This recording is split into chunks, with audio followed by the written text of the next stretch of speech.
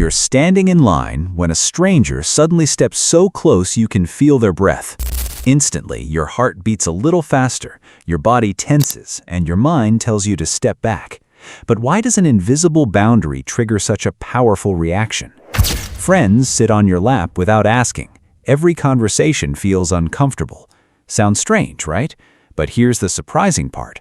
For most of human history, the idea of personal space didn't even exist the way we understand it today. So how did humans invent something invisible that everyone now expects? The answer is a fascinating journey through evolution, survival, culture, and the human brain. Personal space wasn't invented overnight. It evolved over hundreds of thousands of years. Early humans lived in small tribes where survival depended on staying close together. Sleeping side by side kept everyone warm. Hunting required teamwork. Living near each other meant protection from predators and rival groups. In those dangerous environments, physical closeness wasn't awkward. It was essential for staying alive. There were no crowded cities, elevators, or busy trains. Everyone around you was usually someone you knew and trusted.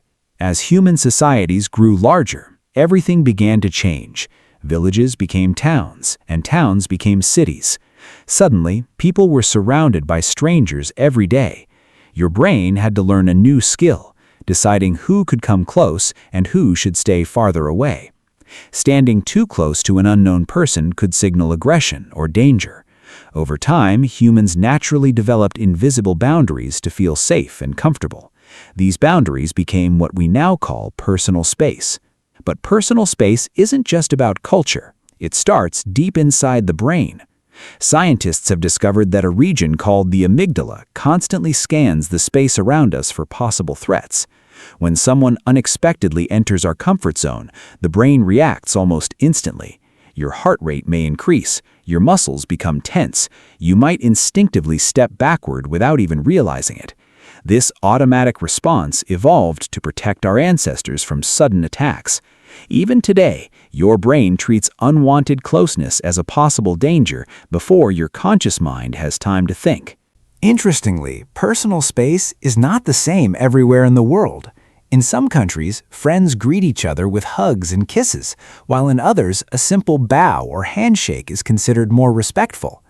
People from crowded cities often feel comfortable standing much closer together than people raised in quiet, rural areas. Culture quietly teaches us what distance feels normal from the time we're children. That's why two people from different parts of the world can accidentally make each other uncomfortable without intending to. Technology has changed personal space in another unexpected way. Through smartphones, social media, and video calls, people can enter your life without ever standing near you. Today, someone thousands of miles away can interrupt your day with a message, a notification, or a video call. Some experts even argue that we've created a new kind of personal space, not around our bodies, but around our attention and privacy. Turning off notifications or putting your phone away has become a modern way of protecting your personal boundaries.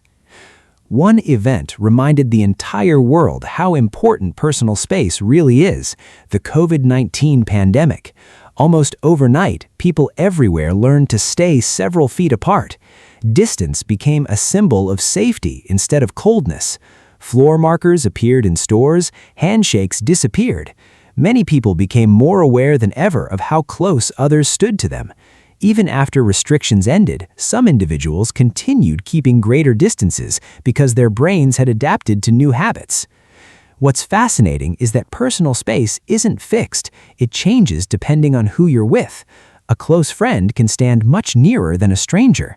A loved one can hug you without discomfort, while the same action from someone you don't know may feel deeply uncomfortable.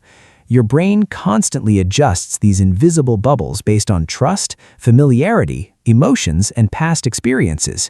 In reality, every person carries an invisible bubble that expands or shrinks throughout the day. So, did humans truly invent personal space? Not exactly. We didn't sit down one day and create a rule book. Instead, millions of years of evolution shaped our instincts, while culture, society, and modern life refined them. It's an invisible invention built by both nature and civilization, a silent language that helps billions of people live together peacefully without saying a single word. The next time someone steps too close, remember that uncomfortable feeling isn't random.